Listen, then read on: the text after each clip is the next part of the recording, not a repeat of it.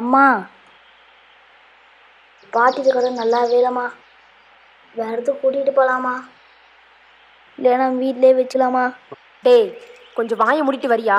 நீயும் உங்க அப்பன மாதிரியே பேசிட்டு இருக்கிற. அம்மா கொஞ்சம் பாரு. என்னடா? பாட்டி இருக்கிற மாதிரி தான்மா அங்கே இருக்குது. வாமா போய் பார்க்கலாம். இல்லடா, உங்க அப்பா வரட்டும். இடம் நல்லா இருந்துச்சுன்னா நான் படிவே சேர்த்துடலாம். சரியா? லூசாமணி, ஏன்டா?